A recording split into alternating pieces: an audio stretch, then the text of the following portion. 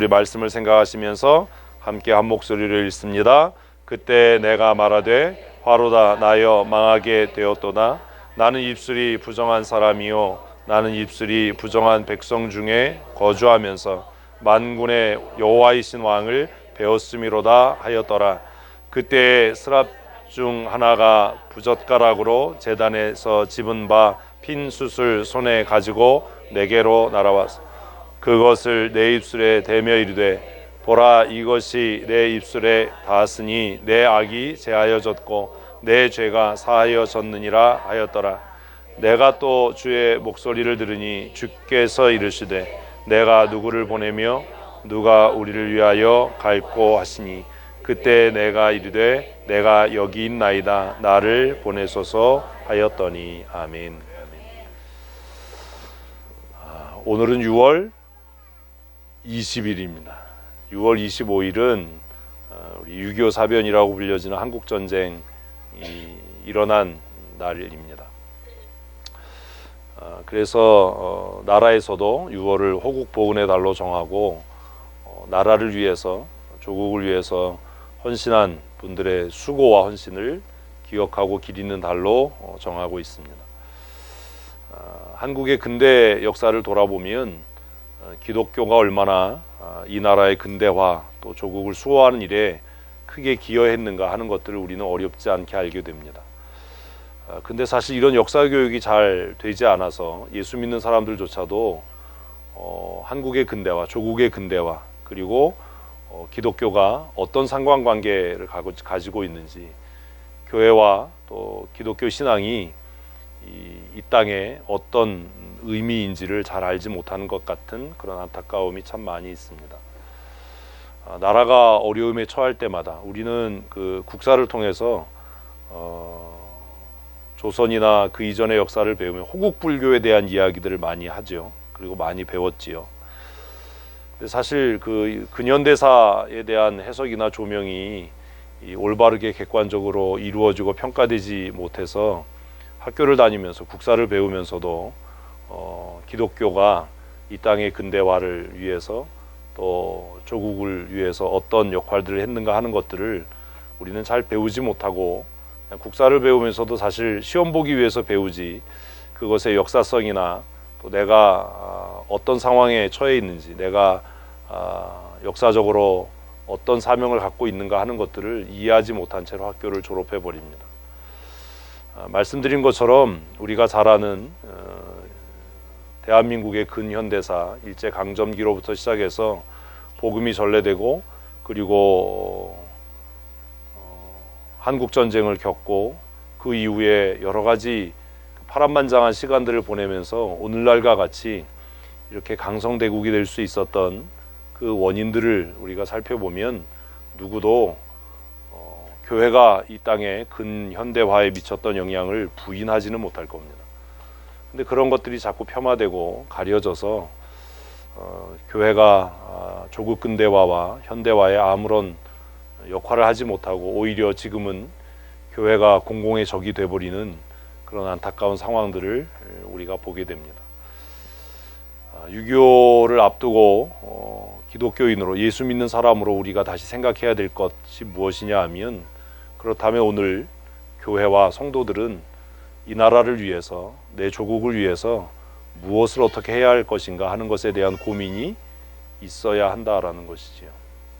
성경을 읽어보면 성경에 분명한 국가관이 기록되어져 있습니다. 올바른 정치 제도가 무엇인지를 성경은 이야기합니다.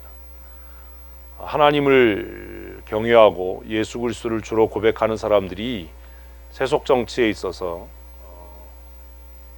어떤 국가관을 가져야 할지 또 어떻게 이 정치에 참여해야 할지를 성경은 명확하게 이야기합니다. 근데 교회 안에서도 사실 이런 역사 해석이나 역사 이해에 대한 부분들이 부족해서 심지어 목사이고 장로이면서도 또 예수를 몇 대에 걸쳐서 믿으면서도 성경이 금하고 있는 하나님의 말씀이 명확하게 범죄다라고 하고 규정하고 있는 그 불의한 편에 서려고 하는 사람들이 적지 않다라는 것이 지금 현재의 상황인 것 같다라는 생각을 합니다. 좌파냐 우파냐가 중요한 것이 아니라 우익이냐 좌익이냐가 중요한 것이 아니고 급진이냐 보수가 중요한 것이 아니라 하나님께서 이 땅에 민족들을 세우시고 나라들을 경영하셔서 이루고자 하시는 하나님의 선하신 뜻이 무엇인지, 그리고 우리는 어떤 나라를 만들어 가야 할지, 또 우리는 어떤 국민으로 살아가야 할지에 대한 이해와 고민이 있어야 하는 것이지요. 그래서 정부란 무엇인가, 정권이란 어떤 것인가, 정치란 어떻게 해야 되는 것인가 하는 것을 인본주의적으로 공부하는 것도 필요하고, 그것에 반해서 성경은 도대체 권력은 어때야 하는가, 정치제도는 어때야 하는가, 또 시민교인으로서 의무는 무엇이어야 하는가 하는 것에 대한 고민도 함께 해야 하는 것입니다. 그것이 성숙한 성도의 삶의 자세라고 성경은 우리에게 말씀하고 있기 때문입니다. 근데 제가 제 자신을 돌아봐도 주일학교 때나 청소년 때나 또 청년 때를 보내면서 교회에서 누구도 성경의 가르침을 따르는 국가관, 성경의 가르침을 따르는 자신의 민족에 대한 이해, 역사 이해를 배워본 일이 없다라는 거죠. 그저 역사는 시험 보기 위해서, 학력고사를 보기 위해서, 대학 입시를 위해서 공부했던 과목에 불과하지, 과거의 역사를 통해서 현재 내가 살아가는 삶의 좌표를 이해하고, 그리고 예수 믿는 하나님의 사람으로 이 세상 가운데서 어떤 역사적인 책임들을 감당해야 될까라고 하는 것에 대한 고민에 대해서 누구도 교회 안에서도 답해준 일이 없었다라는 겁니다. 짧은 한 주의 말씀 묵상을 통해서 이런 것들을 다 이야기하고 설명하는 것은 불가능한 일입니다. 제가 여러분들에게 당부드리고 싶은 것은 열왕기나 역대기, 또 신약의 서신서들을 읽고 예수님께서 하신 말씀들을 묵상하면서 시민교인으로서 올바른 태도는 무엇인지, 또 예수 믿는 사람으로, 하나님의 사람으로 할 수 있는 일과 해서는 안 되는 것들, 또 용납할 수 있는 것과 타협의 여지가 없는 것들은 어떤 것들인지에 대한 고민들을 하나님께서 여러분들에게 주신 지혜와 지성으로 면밀하게 살펴보는 그런 은혜도 있었으면 좋겠습니다. 그리고 훗날 역사가 내 삶의 자취를 어떻게 평가할 것인지 하는 것에 대해서도 고민해 보았으면 좋겠습니다. 우리가 역사적인 인물이 되지 못한다 하더라도 훗날 우리의 자녀들이나 우리의 후손들은 우리가 살았던 우리의 발자취들을 어떤 형태로든 평가하고 또 어떤 형태로든 그것들을 해석할 것이기 때문입니다. 예배당을 건축하면서도 그래서 참 많은 생각을 합니다. 우리 교회도 이제 굉장한 역사를 지니고 있는데 변변한 교회 역사에 대한 글들이 없어요. 역사에 대한 자료가 없어요. 왜냐하면 사실 보통의 사람들, 보통의 우리들은 역사의식을 갖지 못한 것 같아요. 역사의식 없이 살아가는 것 같아요. 사실 예배당을 건축하지만 저건 새로운 역사를 써내려가는 것 아닙니까? 새로운 역사를 기록해가는 과정인데 그것에 대한 깊은 고민이 없다라는 겁니다. 그냥 건물 짓는 걸로 생각하는 거예요. 어떤 구조가 됐으면 좋을지, 뭐 어떻게 마감했으면, 이게 사실 별 의미가 있는 것이 아니라 우리 춘천성도교회 미래의 100년을 내다보면서 지금 우리가 하고 있는 일이 어떤 역사적인 의미를 갖는가. 저는 새로운 예배당을 짓는 것이 춘천성도교회 역사에 새로운 전환점이 될 거라고 믿습니다. 문제가 뭐냐면 우리는 앞으로 어떤 역사를 써내려가기를 원하는가에 대한 생각이나 고민이나 이해가 없어 보인다라는 거죠. 의자를 어떤 걸 놓으면 좋을지, 마감재를 어떤 걸 쓰면 뭐 좋을지, 그게 중요한 것이 아니라 예배당 건축을 통해서 우리는 이 나라와 민족 앞에 어떻게 기여할 것인지, 그리고 어떤 역사를 만들어가기를 원하는지에 대한 고민이 사실 있어야 되는 거죠. 그게 역사의식이지요. 우리가 찬양했던 그 은혜 찬양의 가사 중에 이 땅에 태어나 살면서 꿈을 꿀 수 있는 것이 참 하나님의 은혜다 라는 가사가 있습니다. 꿈꿀 수 있다는 것이 은혜라는 생각을 요즘에 참 많이 합니다. 나이 들어가면서 슬픈 이유 중에 하나가 여러분 뭐라고 생각하세요? 꿈이 없어져 가는 거예요. 꿈이 없어져 가는 거예요. 하루하루 사는 거예요. 사실 한국 사회가 근대화되면서 정말 힘들고 어려웠고 슬픈 일 중에 하나는 오래전부터 잘 살아보세가 꿈이었지 진짜 꿈이 없는 거예요. 그래서 직업을 선택할 때도 안정적인 직업, 돈벌이 잘 되는 직업, 뭐 미래가 보장되는 직업, 이런 직업을 선택하지 내 꿈을 한번 펼쳐보고 이루어보겠다, 내가 이 사회에 어떻게 기여하겠다, 이런 생각을 우리는 할 여지가 없이 살아온 것은 아닌가. 지금 청년들이 다 공무원이 되려고 하고 하는 이유는 자기가 어떤 꿈이 있기 때문이 아니라 그냥 안정적인 직업, 안정적으로 월급 받고 또 정년 퇴임하면 죽을 때까지 연금 받고 그것 때문에 공직을 희망하는 거지, 정말 자기 자신이 내가 지역의 발전을 위해서 국민들의 복지와 더 나은 삶을 위해서 이런 건 아닌 것 같다. 공무원들 만나서 이렇게 대할 때마다 그런 생각이 너무 가슴 깊이 드는 거예요. 이 친구가 왜 공무원 생활을 할까? 그런 고민을 하는 거죠. 마치 자신의 신분이나 지위가 큰 뭐 벼슬인 것처럼 국민 앞에 군림하려고 하고 하는 태도를 볼 때마다 왜 공무원이 됐을까? 라는 고민을 하거든요. 나이 들어가면서 정말 슬픈 것, 제가 요즘에 저를 생각하면서 생각하는 게 뭐냐 하면 죽을 때까지 꿈 있는 사람으로 살았으면 좋겠다. 꿈을 꿀 수 있는 인생을 살았으면 좋겠다. 이 땅에 태어나 살면서 꿈을 꿀 수 있다는 것이 얼마나 큰 은혜인가, 그런 생각을 요즘에 많이 합니다. 하루를 이렇게 마치는 시간에 시간적인 여유가 좀 있으면 바이크를 타고 춘천을 이렇게 돌아보면서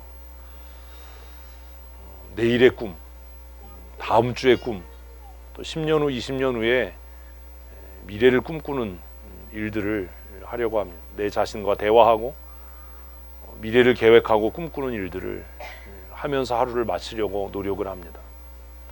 오늘 배불렀으니까 행복하고, 오늘 또 돈 벌었으니까 그것으로 만족하고, 그렇게 사는 삶이 아니라 하나님이 나를 이 땅에 보내신 목적대로 사회에 기여하고 하나님의 나라를 위해 쓰여지고 꿈을 꿀 수 있는 삶을 사는 하나님의 사람들이 되셨으면 좋겠습니다. 우리의 조상들은 우리에게 정말로 풍요로운 나라를 선물했다라고 생각합니다. 개인적으로 저도 생각해 보면 제 선친께서 혼자 6.25 사변 때 국군에 자원 입대하셔서 월남하시고 정말 나만의 친척 한 사람 없고 아는 사람 없는 그런 상황에서 정말 힘겹고 어려운 삶을 투쟁하듯이 살아서 오늘 저에게 풍요로운 삶을 선물하신 거죠. 내가 오늘 존재할 수 있는 것, 내가 살아갈 수 있는 것. 외조부께서 정말 그렇게 만주벌판을 헤매고 정말 고단한 삶을 살면서 이 땅의 독립을 위해서 힘쓰고 애쓰셔서 오늘 내가 있는 거지. 어제도 해가 질 무렵에 바이크를 타고 오봉산을 이렇게 오르고 내리면서 이 나라가 얼마나 아름다운 나라인가, 얼마나 복인가. 이렇게 우거진 숲, 신선한 공기, 그리고 아름다움, 그리고 내가 이것을 누릴 수 있다는 것이 얼마나 감사한 일인가. 그 산채 비빔밥을 먹으면서 이 산나물 하나하나가 참 감사하다. 그리고 이렇게 누릴 수 있는 자유가 참 귀하다. 내가 참 복 있는 사람이구나 라는 생각을 했습니다. 성경은 여러 곳에서 믿음의 사람들에 대한 이야기를 기록합니다. 특별히 히브리서 11장은 믿음의 사람들의 이름을 쫙 대표적인 사람들을 열거하지요. 근데 성경이 기록하고 이야기하는 믿음의 사람들의 공통점이 있습니다. 그 공통점, 믿음이 있어서 하나님을 사랑했어, 이제 이런 거 빼고 그 믿음의 사람들에게서 나타나는 공통점, 여러분들이 지금 머리에 떠올리는 믿음의 사람, 믿음의 거장들, 그들을 한번 생각하시면서 생각해 보세요. 어떤 공통점이 있는 것 같지요? 믿음의 사람들의 공통점은 제가 보기에는 자신의 민족과 자신의 나라를 정말로 사랑했던 사람들입니다. 신앙에는 국경이 없고 하나님의 나라에는 인종이 없지만 예수 믿는 사람들과 신학을 하는 신학자들과 목사에게는 민족이 있고 자신의 조국이 있습니다. 우리가 하나님의 나라를 소망하고 모든 열방, 모든 나라, 모든 민족이 예수 그리스도로 말미암아 구원함을 얻고 예수님의 재림의 날에 그 영광의 나라에 임할 것을 믿지만 우리가 이 땅에 발을 딛고 살아가는 동안에는 나에게는 내가 사랑하는 조국이 있고 내가 이 땅에 존재할 수 있는 원인이 되었던 내 아버지, 내 어머니, 내 민족이 있기 때문에 내가 하나님을 사랑하고 또 이 땅에 사는 동안 내 민족과 내 나라를 사랑해야 되는 것이지요. 특별히 성경의 여러 인물들을 살펴볼 때마다 그런 생각을 하게 됩니다. 불임절, 그 사건은 누가요? 모르드게가 포로지에서도 자신의 민족을 얼마나 어떻게 사랑했는지. 다니엘을 읽어보면 다니엘이 포로지에 잡혀가서 정말 호화롭게 살아가고 안전하게 권력을 누리면서 살아가면서도 자신이 누리고 있는 모든 기득권을 포기하면서도 자신의 민족을, 자신의 나라를 얼마나 사랑했는지를 우리는 알게 됩니다. 사람들은 다니엘이 했던 21일의 기도를 그냥 모방하고 따라와서 다니엘이 21일 기도 이렇게 이야기하면서 자신의 소원을 위한 기도를 하지만 다니엘이 21일 동안 금식하고 기도했던 이유는 자신의 형통함을 위한 게 아니었어요. 자신의 소원을 위한 게 아니었어요. 그가 금식하고 하나님 앞에 기도했던 것은 무엇 때문입니까? 자신의 민족, 자신의 나라, 조국의 회복을 위한 거였어요. 모세도, 그리고 신약의 마지막 사도라고 불려지는 사도 바울도 하나님을 사랑하고 하나님을 예배하는 거룩한 예배자임과 동시에 자신의 민족을 사랑하고 자신의 나라를 정말로 가슴 깊게 사랑했던 사람입니다.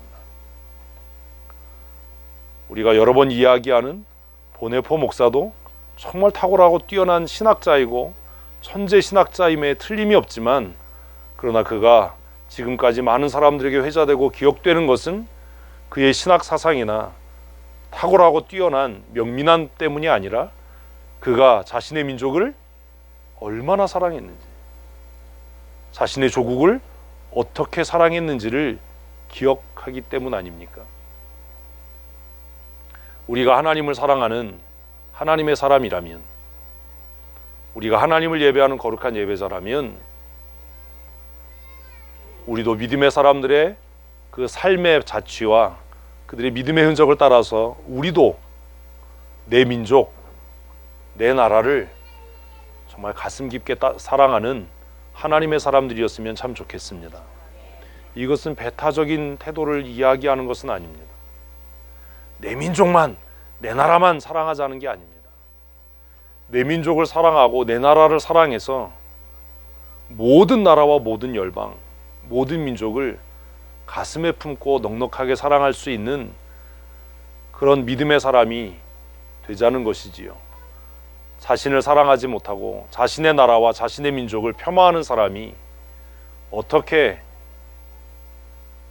인류를 사랑하고 이 땅에 하나님의 나라를 이루어갈 수 있겠습니까? 요즘의 젊은 사람들은 나라를 비하하고 나라를 폄하하는 것이 마치 지성인 것처럼 이야기하는데 그게 과연 옳은 일인가? 내 민족, 내 나라를 사랑하지 못하는 사람이 어떻게 하나님을 사랑하고 어떻게 세계 인류를 사랑하는 자리에 설 수 있을까? 라는 진지한 고민을 우리는 해보아야 할 것입니다. 며칠 있으면 한국전쟁 기념일입니다. 이 땅의 자유를 지키기 위해서, 특별히 이 땅의 신앙의 자유를 지키기 위해서 목숨을 버리고 피 흘렸던 우리 신앙의 선진들의 발자취들을 우리가 잊지 말아야 하고, 그들의 피의 대가로 우리가 지금 누리고 있는 이 신앙의 자유, 종교의 자유, 삶의 자유를 힘써 지킬 수 있는 믿음의 사람들이 되었으면 참 좋겠습니다. 요즘에 제 마음을 아프게 하고 힘들게 하는 것이 무엇이냐 하면 바로 이것입니다. 우리는 장로교인이지요. 사실 우리 교단은 평양이 그 중심이었습니다. 지금 총신대학의 전신은 평양신학교입니다. 그런데 왜 남쪽으로 내려왔지요? 왜 우리 교단 안에 아직도 무지역 노예가 있지요?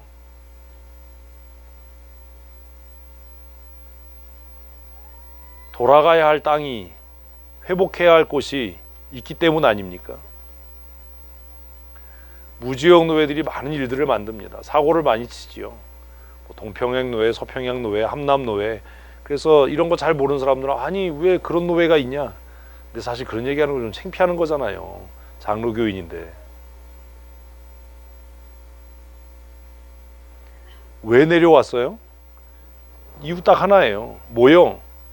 신앙의 자유, 종교의 자유, 양심의 자유, 그것을 지키기 위해서예요. 근래에 들어서 예배의 자유가 훼손되고 양심의 자유와 신앙의 자유가 억압되는 일들을 겪으면서 왜 교회는 침묵하는가? 우리의 믿음의 조상들이 이 신앙의 자유와 양심의 자유를 지키기 위해 어떤 대가를 지불했는데 왜 교회는 이 일에 대해서 침묵하고 마치 그것이 시민 교인으로서 올바른 행위를 하는 것처럼 이야기하는가?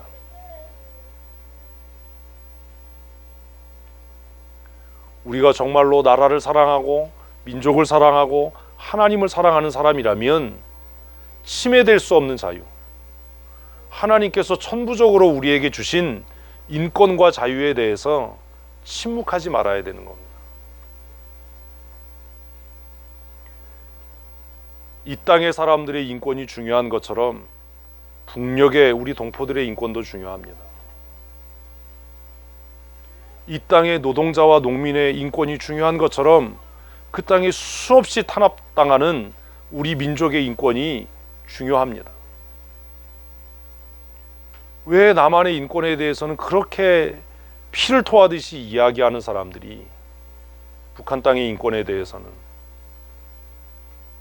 그들의 억눌림에 대해서는 침묵하는지 저는 잘 이해가 되지 않습니다. 그래서 저는 반대합니다. 우리의 인권이 중요하고 내 믿음의 자유가 중요하다면 북녘 땅에 있는 우리 동포들의 인권과 그들의 자유도 중요해야 하는 겁니다. 그래야 정직하고 올바른 겁니다. 남한 사람들에 의해서 인공기가 불태워지는 일이 없어야 한다면 누구도 태극기를 훼손하는 일은 없어야 하는 겁니다. 그것이 정직함입니다. 어떻게 그럴 수 있는가? 이 나라가 어떻게 세워진 나라인데 그럴 수 있는가? 라는 고민이 깊어져 가는 겁니다. 사랑하는 성도 여러분, 정말로 우리가 하나님을 사랑하고 그 은혜로 살아간다면 먼저는 내 자신을 사랑할 줄 알아야 하고, 내 가정과 내 교회를 사랑할 줄 알아야 하고, 그리고 나가서는 내 민족과 내 나라를 사랑하는 정직한 하나님의 사람이 되어야 할 줄로 믿습니다. 나라가 없이 우리가 어떻게 신앙의 자유와 양심의 자유를 누리고 지킬 수 있겠습니까? 자유가 훼손된 이후에 우리가 어떻게 모여서 예배할 수 있겠습니까? 예배할 수 있는 자유가 침해당한 이후에 우리가 어떻게 양심의 자유를 지킬 수 있겠습니까? 오늘 저는 여러분들과 함께 이사야 6장 본문을 묵상하면서 우리가 이 나라와 이 민족을 위해서 무엇을 어떻게 해야 할지 짧은 시간이지만 함께 고민해 보려고 합니다. 이사야 6장은 하나님께서 이사야를 부르시는 소명이 기록되어진 말씀입니다. 다른 선지서와 다르게 이사야서는 매우 독특한 구조를 갖습니다. 모든 선지서는 1장 부분에 소명이 나옵니다. 그런데 이사야는 1장, 2장, 3장, 4장, 5장이 진행될 때까지 소명이 기록되지 않습니다. 하나님이 이사야를 부르지 않는다는 얘기죠. 장황한 시대적인 상황이 설명이 되고 6장에 와서야 하나님께서 이사야를 부르시는 내용이 기록됩니다. 그것도 하나님이 부르신 게 아니라 스스로 자원하도록 하시는 거지요. 이사야 6장 1절 말씀을 우리 함께 읽습니다. 우시야 왕이 죽더니 내가 본즉 주께서 높이 들린 보좌에 앉으셨는데 그의 옷자락은 성전에 가득하였고. 나라가 망해가고 있습니다. 우상 숭배가 만연해져 갑니다. 많은 사람들이 하나님을 버리고 자신의 명예와 출세와 돈을 따라 살아가는 시대가 되어버렸습니다. 그래서 이사야는 가슴이 아프고 탄식합니다. 하나님의 영광이 어디에 있는가? 그때 하나님께서 이사야에게 보이신 하나의 환상이 있었습니다. 어디에도 하나님의 영광이 머물지 않는 것 같은 시대, 하나님의 존재가 숨겨지고 가리워진 것 같은 그런 상황 속에 하나님께서 이사야에게 보이신 환상의 내용 어떻게 시작합니까? 하나님의 영광이 그 성전에 가득하더라. 지난주에 우리는 마태복음 5장 말씀을 묵상하면서 하나님께서 우리를 어떤 존재로요? 한 주 지나면 대체 불가능의 존재로 부르셨다. 그 대체 불가능의 존재란 내가 예배하지 않으면 누구도 하나님을 예배할 수 없고, 내가 기도하지 않으면 누구도 하나님 앞에 부르짖어 간구할 수 없고, 내가 찬송하지 않으면 누구도 하나님을 영화롭게 하지 못하는 유일한 존재로 부름받은 것이 바로 나다. 그래서 나는 무엇으로도 대체할 수 없는 대체 불가능의 존재다. 믿으면 아멘. 진짜요? 그렇게 사셔야 돼요. 내가 아니면 누구도 하나님을 예배할 수 없다. 내가 아니면 누구도 예수 그리스도를 증거하고 전하지 못한다. 하나님의 영광의 이름을 두시려고 선택한 이스라엘, 하나님의 찬송을 부르게 하기 위해서 선택하신 민족, 하나님의 존재와 영광을 나타내기 위해서 세워진 나라, 그 나라가 하나님의 영광을 버리고 하나님을 떠나서 세속의 길을 걸어갈 때 그 나라는 점점 쇠락해 갈 수밖에 없었던 겁니다. 그래서 이사야의 마음에 갈등이 생긴 겁니다. 도대체 하나님의 영광은 어디에 계시는가? 어디를 봐도 하나님의 영광이 깃드는 곳이 없는 것 같다. 그때 하나님께서 이사야에게 보이신 환상이 뭐라고요? 하나님은 어디에? 성전에 임하신다. 하나님은 성전에 임하신다.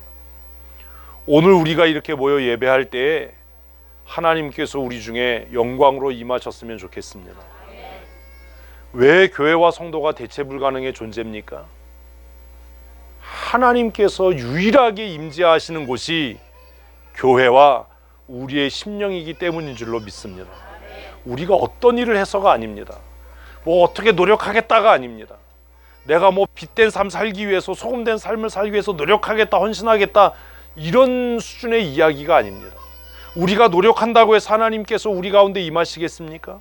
우리가 애쓰고 수고한다고 해서 우리가 정말로 우리의 애씀과 수고로 우리를 정결하게 할 수 있습니까? 그럴 수 없어요. 이사야가 낙심하고 좌절했을 때 하나님께서 내가 어디에 성전에 임재하고 있다, 내가 너희들 가운데 아직 머무르고 있다라고 하는 것을 그에게 보이셨습니다. 우리가 모여 예배할 때마다, 우리가 하나님을 경배할 때마다 하나님께서 우리 각 사람의 심령과 우리의 예배 가운데 이렇게 임하실 줄로 믿습니다. 그리고 이사야는 더 놀라운 광경을 보게 됩니다.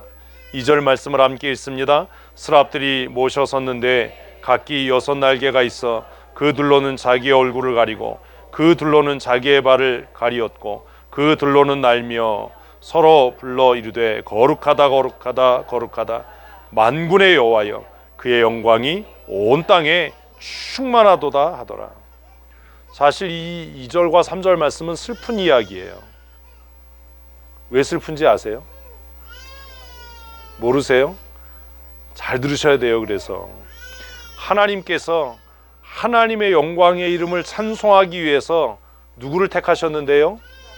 이스라엘을 택하셨는데요.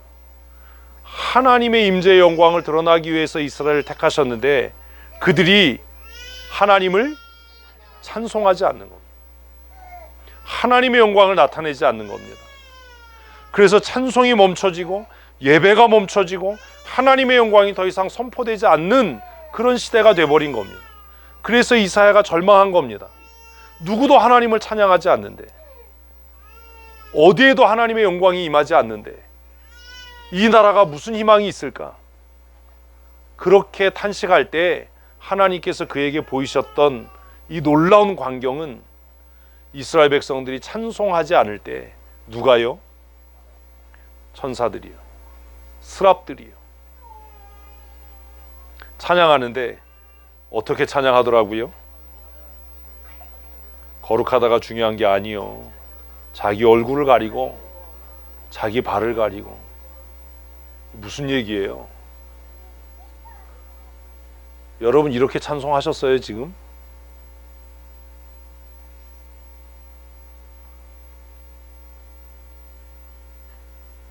우리보다도 훨씬 뛰어나고 비교조차도 안 되는 천사들도 하나님을 찬양할 때 감히 그 얼굴을 들지 못하고 상징적으로 수치스러움의 상징인 발을 가리고 찬양하는데 우리는 찬송하면서도 널브러져 있는 것처럼 삐딱하게 앉아서, 그것도 대충 마지 못해서 그렇게 찬양하고 있지는 않습니까? 여러분 정말 온 힘을 다해서 하나님을 찬양하셨습니까? 전심으로 하나님을 찬양합니까? 음을 맞추고 화음을 맞춰서 하는 게 중요한 게 아니에요. 천사들이 하나님을 찬양하는데 뭘 기록하고 있는 거예요? 모르세요? 제가 그렇게 얘기하는데 태도요. 음정 박자가 아니에요. 찬송하는 태도요.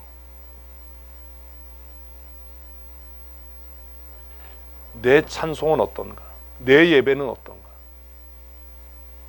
나는 어떤 모습으로, 어떤 태도로 하나님을 찬양하고 있는가? 감히 천사들도 하나님 앞에 그 얼굴을 가리고 입을 열어서 거룩하다 거룩하다 만군의 여호와여, 그 영광이 온 땅에 충만하도다라고 찬송하는데 우리는 무슨 은혜인지 얼굴도 안 가리고 편하게 앉아서 대충 하는데도 안 죽는다는 거죠. 그냥 대충 삐딱하게 앉아서 한 사람 한 두 사람만 벼락이 떨어져서 그 자리에서 구의가 되면 다들 정신 차릴, 그죠? 우리가 그나마 최선을 다해서 하는 것 중에 하나가 일어서서 하는 거예요. 사실 찬송은 다 일어서서 해야 돼요. 설교도 일어서서 들어야 돼요.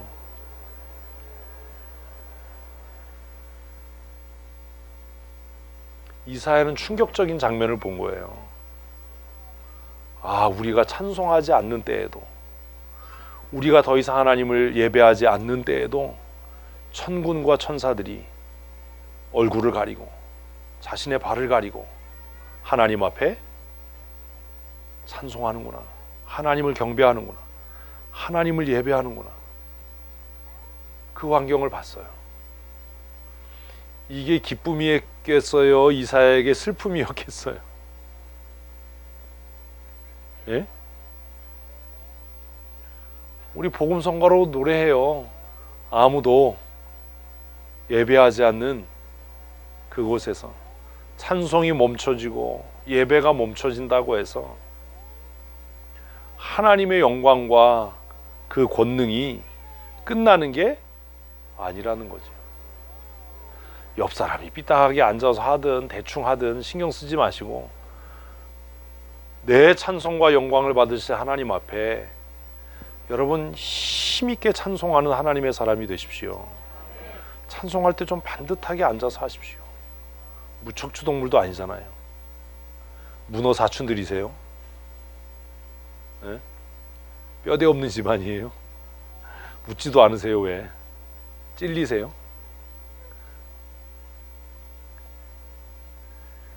천사들이 뭐라고 고백한다고요? 너희가 몰라서 그래. 이사야, 네가 몰라서 그래. 온 땅에 만군의 여호와의 영광이 충만하다. 충만하다.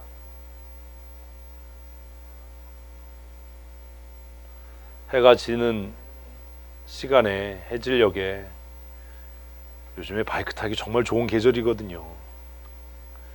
이렇게 서면을 돌든 어제처럼 뭐 청평사를 다녀오든 이렇게 저녁 시간에 한번 이렇게 돌면 그런 생각이 들어요. 아, 온 땅에 하나님의 영광이 충만하다. 이 만물이 계절을 따라 옷을 갈아입고 계절을 따라 다른 노래로 하나님을 찬송하는구나. 이게 얼마나 놀라운 일인가. 계절마다 냄새가 다르고 불어오는 바람이 다르고 참 놀랍다. 내가 찬송하지 않아도 모든 만물이 하나님의 영광을 찬송하는구나 라는 생각을 하게 된다라는 거지. 이사야가 그 광경을 봤어요. 그 광경을 볼 때 4절을 보면 더 놀라운 광경을 하나님께서 그에게 보이셔요. 이같이 화답하는 자의 소리로 말미암아 문지방의 터가 요동하며 성전이 연기가 충만하다. 재밌는 표현을 써요. 찬송을 뭐라고 써요? 화답이라고 써요. 화답. 무슨 말이지요? 찬송은 하나님께서 내게 베푸신 은혜에 대한 답이에요. 그걸 알면 어떻게 그렇게 찬송을 하지요? 하나님이 내게 주신 은혜에 대한 답가를 하는 게 찬송이에요. 하나님이 내게 주신 은혜가 정말로 놀랍고 크고 많다라는 걸 깨달으면 어떻게 화답해야 되겠습니까? 그 천사들이 얼마나 전심으로 하나님을 찬양했는지 어떻다고요? 문지방의 터가 요동했어요.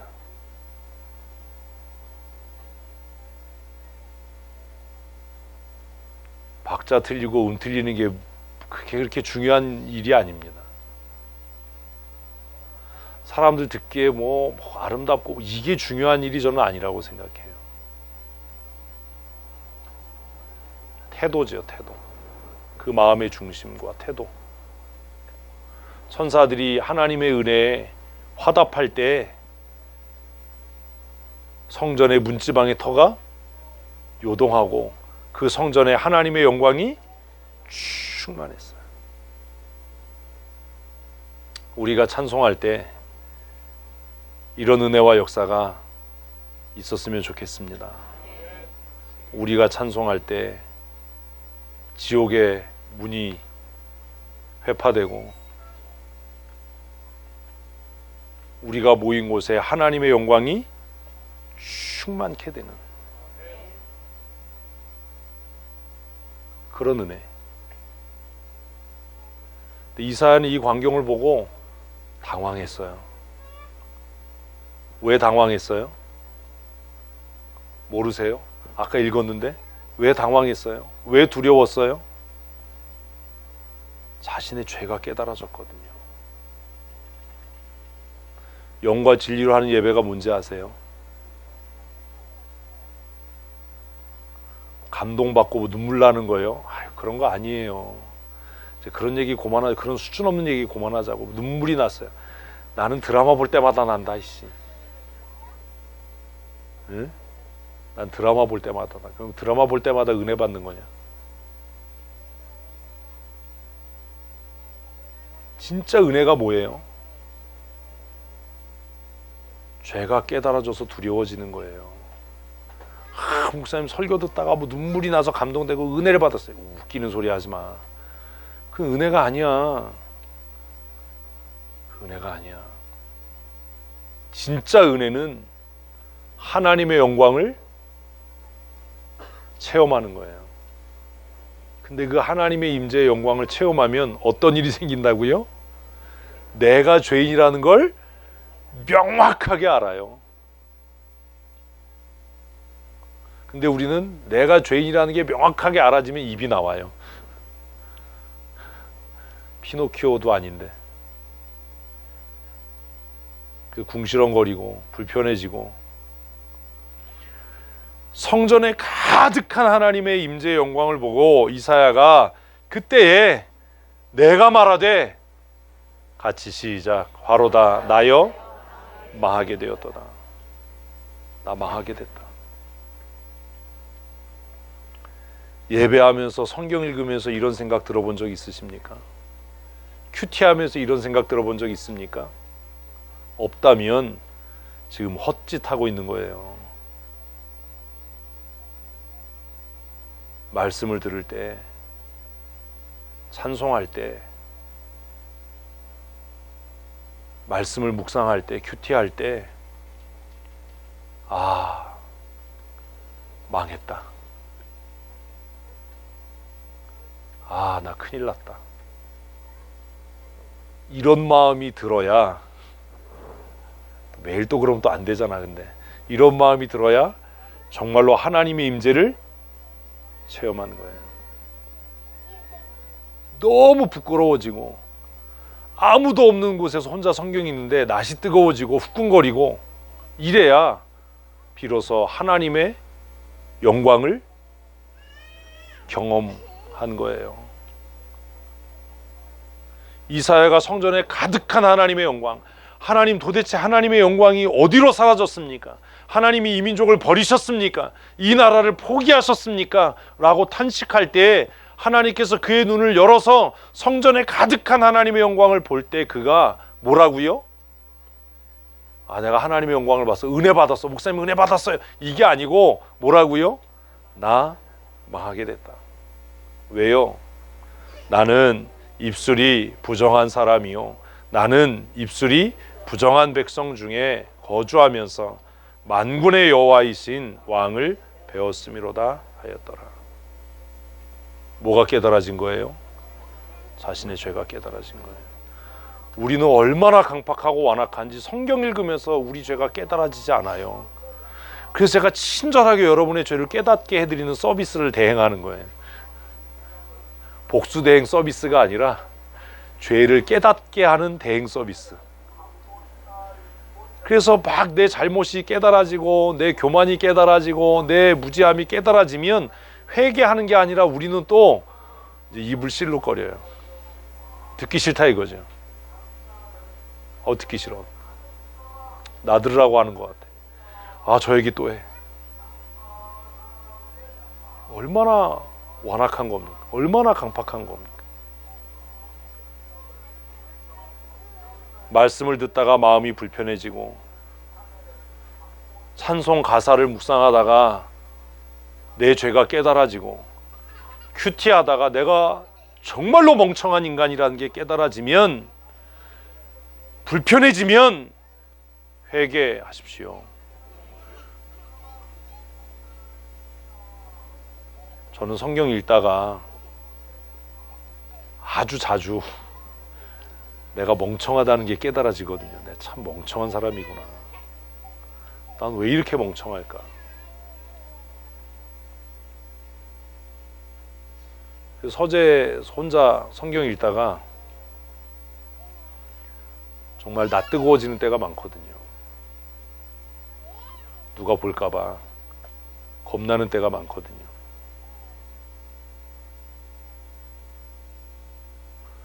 저는 다 같이 모여서 기도하는 것보다 혼자 기도하는 걸 그래서 좋아해요. 이사야가 하나님의 임재, 하나님의 영광을 경험했을 때 그가 내적으로 겪었던 변화는 뭘 깨달은 거예요? 자신의 죄. 이 하나님의 임재 영광을 보기 전까지 이사야는 어떻게 생각했는지 아세요? 자신만 의로운 사람이었어요. 자신만 의로운, 나만 하나님을 경외하는 사람. 나는 하나님을 경외하는데 모든 사람들이 하나님을 경외하지 않고, 나는 하나님을 찬양하는데 모든 사람들이 하나님을 찬양하지 않아서 내 마음이 누구 때문에? 다른 사람들 때문에 상한 거예요.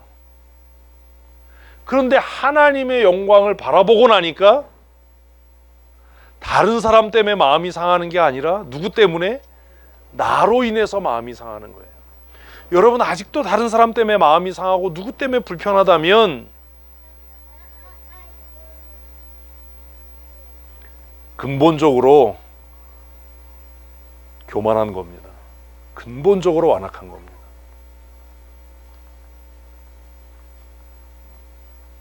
어제 성경의 권사님이 저한테, 목사님 좀 돌려서 얘기하세요.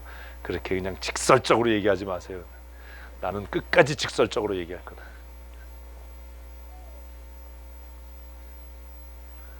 직설적으로 얘기해도 못 깨닫는데 돌려서 얘기하면 깨닫겠어요?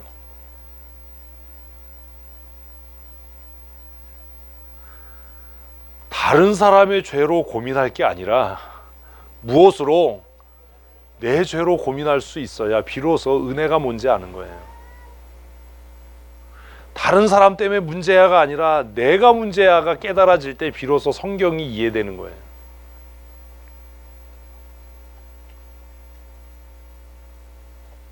이사야는 성전에 가득한 하나님의 영광, 그 성전에서 얼굴을 가리고 발을 가리고, 정확하게 말하면 입술을 가리고 하나님을 향해 거룩하다 거룩하다 찬송하고 있는 천사들, 스랍들의 모습을 보고 뭘 깨달았다고요? 자신의 부정함. 천사들도 그 부정한 입술을 가리고 하나님 앞에 찬양하는데, 야, 난 망하게 됐다. 나는 입술이 부정한 자이고 입술이 부정한 백성 중에 살면서 내가 만군의 여호와를 보았으니 나는 죽어도 마땅하다.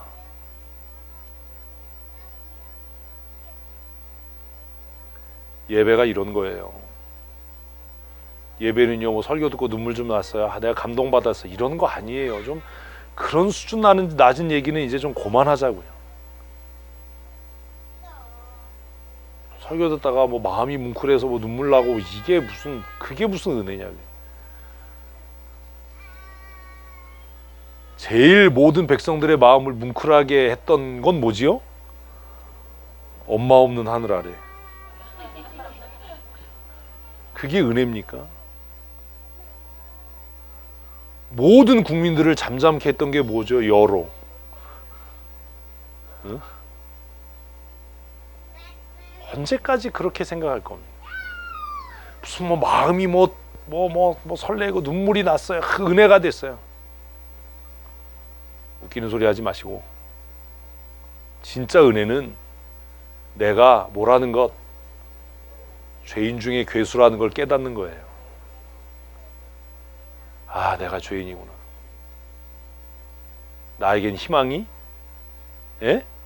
없구나.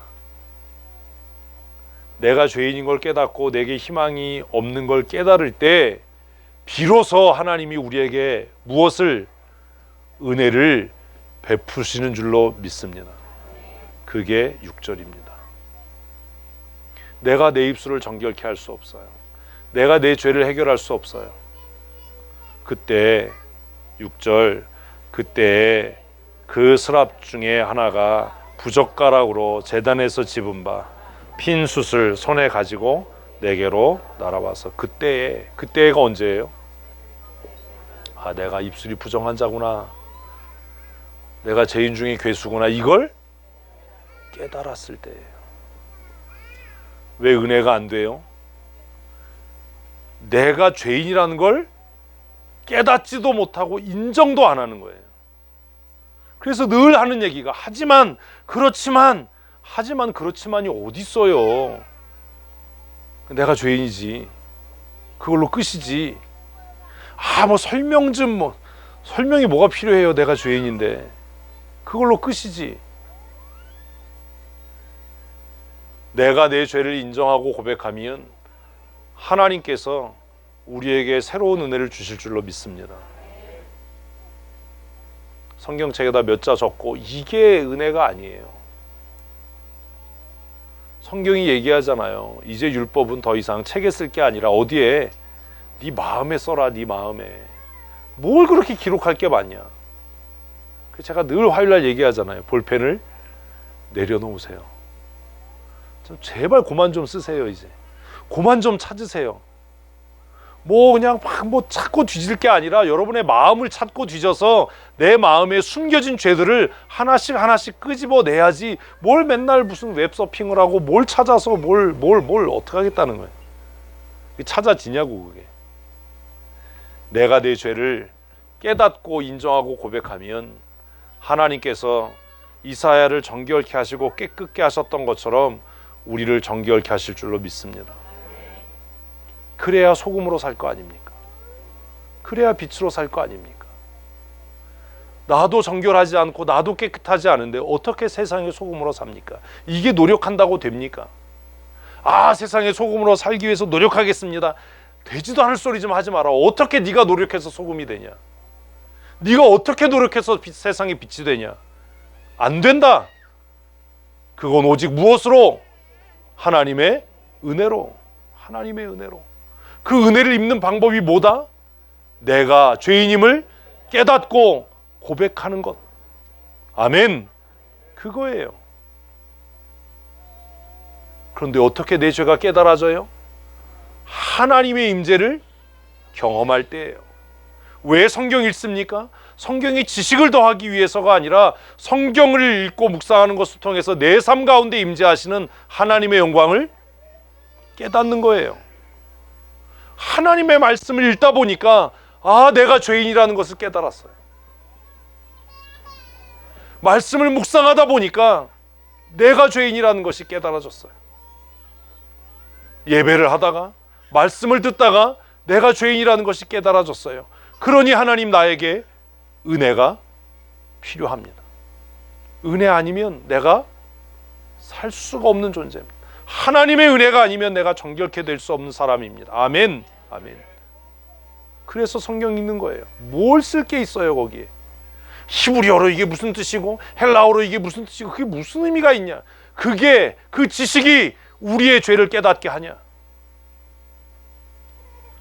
창세기를 히브리어로 베레시트 바라 엘로힘 보기 외워봐야 그게 우리의 죄를 깨닫게 하냐? 그거 알아서 뭐 할 거냐? 하나님께서 하나님의 마음을 이 땅의 언어로 기록하신 것은 그것을 통해서 내 죄를 깨달으라고 하신 것 아니냐. 내 죄가 깨달아질 때, 내가 내 죄로 인해서 탄식하고 근심할 때 하나님께서 우리를 새롭게 하실 줄로 믿습니다. 이사야가 화가 내게 미쳤다. 내가 입술이 부정하고 입술이 부정한 백성 중에 거하는 가운데 하나님의 영광을 보았으니 이제 내가 죽어 마땅하다라고 탄식했을 때 하나님께서 그를 정결케 하시는 은혜를 주신 줄로 믿습니다. 여러분 살아가면서 내가 죽어 마땅한 죄인이다라고 깨달아지고 고백한 적이 있으십니까? 정말로 그렇습니까? 내가 정말로 죽어 마땅한 죄인이라고 믿으십니까? 이게 깨달아져야 되는 거예요. 성경을 읽다가 아, 내가 죽어 마땅한 죄인이구나. 내가 죽어 마땅한 죄인. 내가 하나님을 향해서 얼굴을 들고 찬송할 수 없는 죄인이구나. 이게 깨달아져야죠. 제가 청소년 청년 때 한동안 교회에서 그게 유행했어요. 주여 나를 평화의 도구로. 그냥 남자들만 모이면 뭐 중창당한다고. 에휴, 써주소서. 그게 무슨 의미가 있냐. 미움이 있는 곳에 사랑을. 근데 그거 하다가 틀렸다고 싸워. 깨져. 그래서 너 때문이야. 잘해봐. 하나님의 은혜는 어디에요? 통회하는 심령에. 하나님의 은혜는 자복하는 심령에. 하나님의 은혜는 자신의 죄로 인해 애통해하는 심령에 임하는 줄로 믿습니다. 그래서 마태복음 5장은 뭐하는 자가? 애통하는 자가 복이 있다. 애통하는 자가 복이 있다. 뭐 때문에 애통하는 거예요? 남 때문이 아니에요. 저 사람 때문에. 목사님이 그렇게 얘기해서. 아직 믿음이 뭔지 모르는 거예요. 무엇 때문에 애통해요? 내 자신의 죄 때문에. 남편 때문이 아니에요. 아내 때문이 아니에요. 내 죄 때문이에요. 내 죄로 인해서 애통하고 근심할 때 하나님께서 우리에게 새 은혜를 주실 줄로 믿습니다. 우리 힘으로 안 됩니다. 그래서 7절에 이렇게 이야기하는 겁니다. 그것을 내 입술에 대며 이르되 보라, 이것이가 뭐예요? 숯불 뭐 이러려고 그러지 말고 이것이가 뭐예요? 숯불. 예배 끝나고 한 줄로 쓰세요. 횡성수수르시. 이것이가 뭐예요? 하나님의 은혜죠. 하나님의 은혜. 하나님의 은혜가 내 입에 닿았으니 내 악이 제하여졌고 내 죄가 사하여졌느니라. 아멘. 아멘. 우리가 우리의 죄로 인해서 아파하고 근심하고 애통할 때 하나님께서 우리를 정결케 하실 줄로 믿습니다. 우리의 노력으로 안 됩니다. 우리의 수고로 안 됩니다. 어떻게 노력해서 소금이 될 겁니까? 어떻게 노력해서 빛이 될 수 있습니까? 아, 내가 소금으로 살기로 노력하겠습니다. 내가 빛된 삶 살아가려고 노력하겠습니다. 되지도 않을 소리 좀 하지 마라. 노력해서 되는 게 아니라 그건 오직, 크게 오직 하나님의 은혜인 줄로 믿습니다. 아멘. 하나님의 은혜예요. 보라, 이것이 내 입에 닿았으니. 보라, 이것이 내 입에 닿았으니. 내 의지가, 내 노력이 너를 정결하게 하는 것이 아니고 내 지식이, 성경을 아는 지식이 너를 거룩하게 하는 것이 아니라 오직 하나님의 은혜가 나를 정결케 하는 것입니다. 주의 보좌로 나아갈 때에 어떻게 나아갈 수 있습니까? 십자가의 은혜, 십자가의 보혈, 그 흘리신 은혜로 우리가 보좌 앞에 나가는 줄로 믿습니다. 이걸로 끝나면 얼마나 해피엔딩이겠어요. 그러나 은혜 받은 사람에게는 새로운 사명이 부여됩니다. 8절 말씀입니다. 내가 또 주의 목소리를 들으니 주께서 이르시되 내가 누구를 보내며 누가 우리를 위하여 갈꼬 하시니.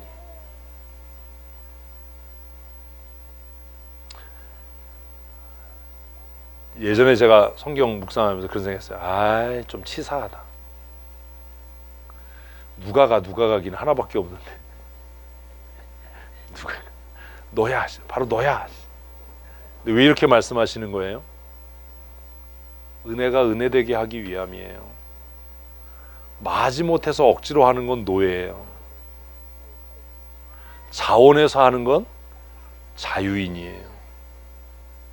나는 할 수도 있고 하지 않을 수도 있는 뭐가 있어요? 자유가 있어요.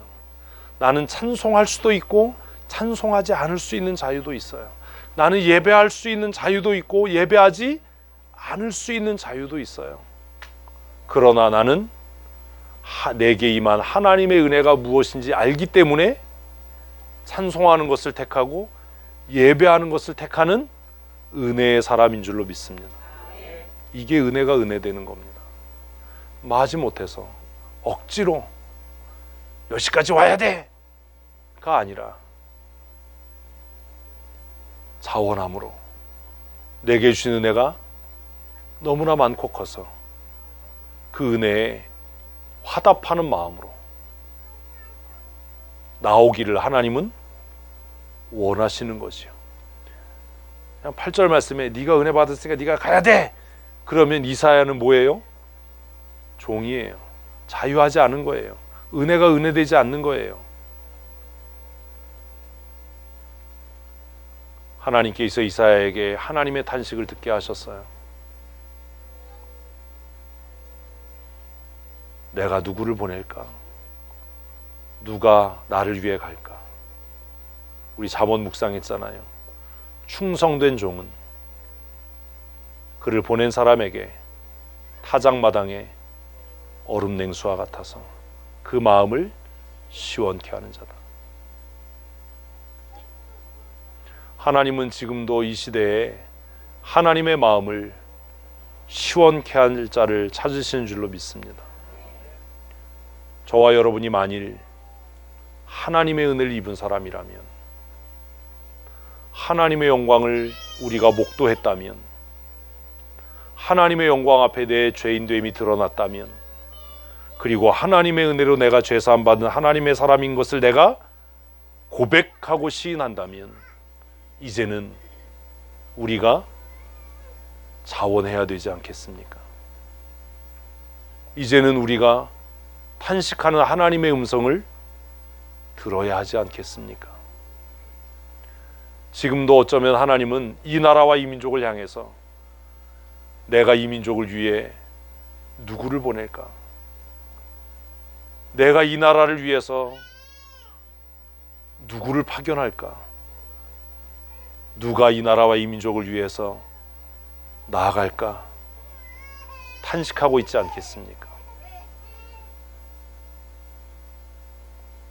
누가 이 음성을 듣고 이사야처럼 그때 내가 이르되 내가 여기 있나이다, 내가 여기 있나이다, 나를 보내소서. 하나님, 아무도 예배하지 않는 그날이 온다 하더라도 주님, 내가 예배하겠습니다. 아무도 전도하면 안 된다고 이야기하고 모두가 전도하지 않는, 아무도 전도하지 않는 그때가 온다 하더라도 주님, 내가 보내심을 받은 자로 복음을 전하는 일에 헌신하겠습니다. 그렇게 고백할 자가 누구이냐라는 거지요. 한국교회는 지난 1년여 동안 예배를 멈추는, 예배가 멈춰지는 초유의 사태를 겪었습니다. 어떤 이들은 방역을 위해 교회가 선제적으로 예배를 멈춰야 된다라고도 이야기했습니다. 그것이 시민교인된 책임이라고도 이야기했습니다. 정말 고민이 많았습니다. 무엇이 옳은가?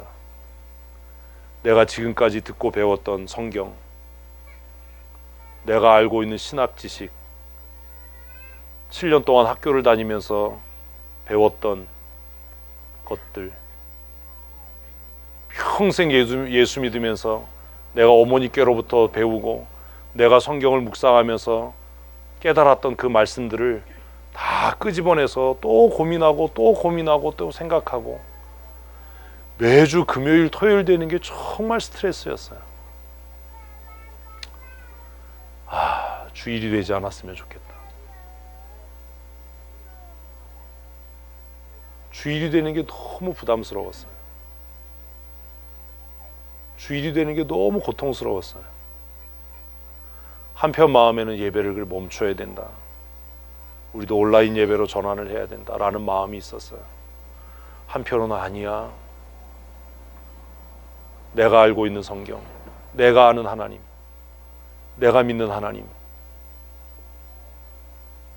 내가 평생 읽고 배웠던 성경은 그렇게 이야기하지 않는다. 우리가 할 수 있는 노력을 다, 모든 수고를 다, 어떤 희생을 다 지불하더라도 어떤 상황에도 예배는 멈춰져서는 안 된다. 여러분들은 매주 예배 나오시면서 어떤 고민을 하셨는지 모르지만 저는 그 고민이 너무 힘들었어요. 목사들끼리 모이는데도 가서 우리 교회 예배에 이 얘기하기가 너무 두려웠어요. 우리 매주 예배해, 우리 예배 끝나고 모든 성도들이 함께 식사하고 해, 이거 얘기하기가 너무 두려웠어요. 어떤 모임에서는 그걸 아는 몇몇 사람들이 빚고 와서 빈정대기도 했어요. 그런 이야기 들을 때 너무 마음이 힘들었어요. 어떻게 해야 되나? 어떻게 해야 되나? 우리 성도들 가운데 확진자가 나오면 어떻게 하나? 이게 정말 하나님의 영광을 위한 일일까? 무엇이 옳은 일인가? 그 고민을 정말 많이 했어요. 잠을 이룰 수 없는 밤들이 많았어요. 정말 토요일 되는 게 정말 싫었어요. 한참 막 시끄러울 때 주일날 교회 오는 그 걸음이 너무 무거웠어요. 아무도 내 편이 아닌 것 같았어요.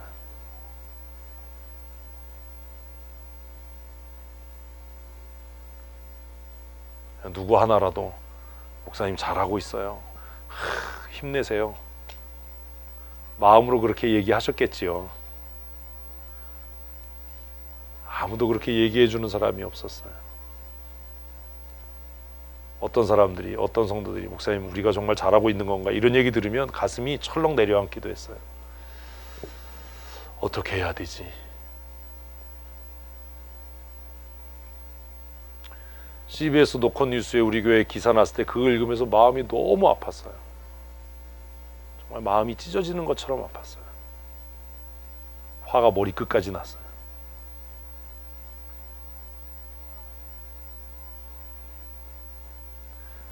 같이 분노해 주는 사람이 없는 거예요.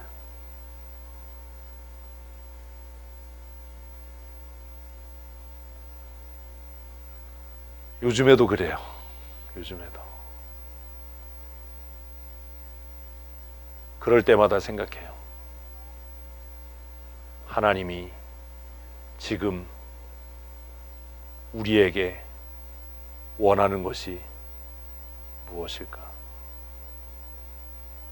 내가 하나님의 은혜로 죄사함 받고 구원받은 하나님의 사람으로 어떻게 하는 것이 옳은 일인가?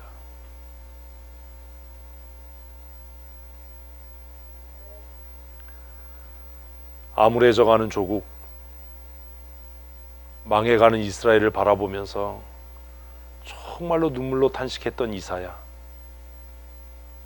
자기 혼자 믿음을 지키는 것 같고 자기 혼자 남은 것 같을 때, 자기 혼자 의로운 것 같을 때 하나님은 그에게 하나님의 영광을 보이셨고 비로소 그로 하여금 내가 정말로 죄인이었구나 라고 하는 것을 깨닫게 하셔서 상황이 어떠하든지 다시 헌신케 하시는 정말 멋진 하나님. 내가 여기 있나이다. 나를 보내소서. 하나님께서 우리 모두에게 주시는 역사적인 사명이 있습니다. 여러분의 신앙의 양심에 따라 그 역사적인 사명을 감당하며 사십시오. 제 생각이 틀릴 수도 있습니다. 제가 알고 있는 지식이 잘못된 것일 수도 있습니다. 제 성경 해석이 옳지 않을 수도 있습니다. 그러나 저는 하나님께서 저에게 주신 신앙의 자유와 양심의 자유를 따라서 제 믿음과 제 신앙을 지키며 살아갈 겁니다. 그러니 여러분들도 이 나라와 민족 앞에 부끄럽지 않은 신앙의 사람으로 시대적인 사명을 감당하고 시대적인 양심으로 이 시대를 대변할 수 있는 신앙의 사람으로 사는 성도들이 되십시오. 우리가 예배할 때마다 하나님의 영광을 목도할 수 있었으면 좋겠습니다. 이 성전에 가득하고 충만한 하나님의 영광을 보았으면 좋겠습니다. 그리고 그 영광을 느낄 때마다 내가 어찌할 수 없는 죄인이고 내가 사는 것은 오직 하나님의 은혜임을 깨달았으면 좋겠습니다. 그리고 지금도 내가 누구를 보내고 누가 나를 위해서 갈고 탄식하시는 주님의 음성을 들었으면 좋겠습니다.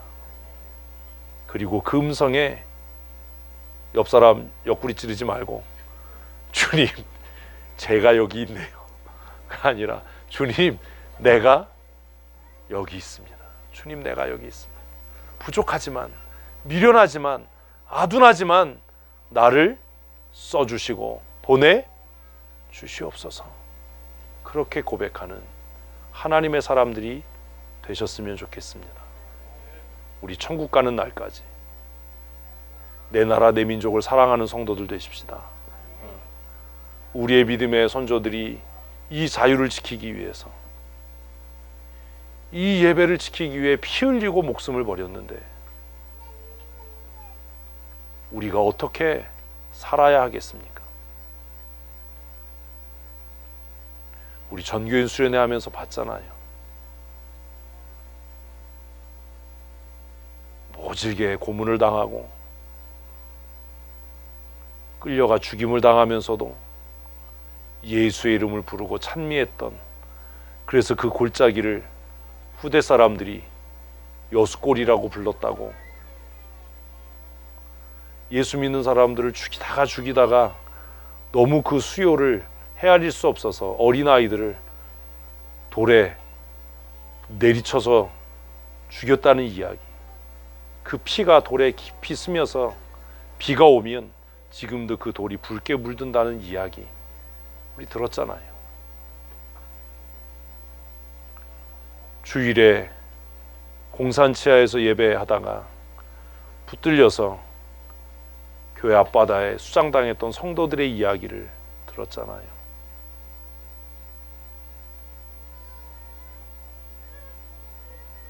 우리의 조상들이, 우리의 믿음의 선조들이 이 나라와 이 민족을 지키기 위해서, 이 신앙의 자유와 종교의 자유와 양심의 자유를 지키기 위해서 어떤 대가와 희생을 지불했는지 우리가 알고 있다면 지금 우리는 어떻게 살아야 되겠습니까?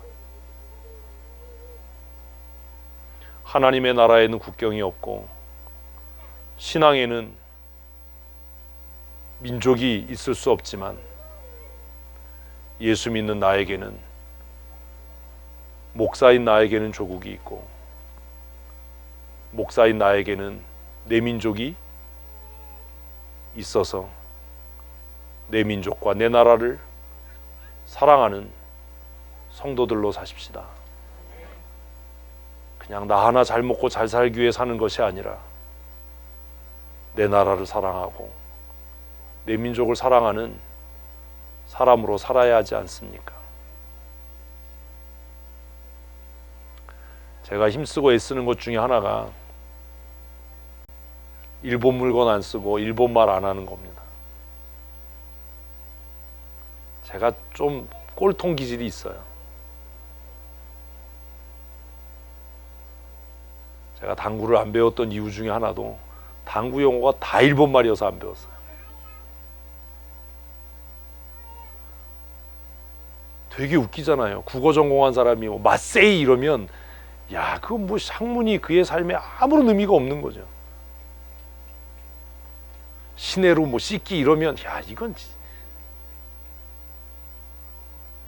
내 학문이, 내 신앙이 내 삶을 지탱하고 유지하는 무언가가 돼야 하지 않습니까?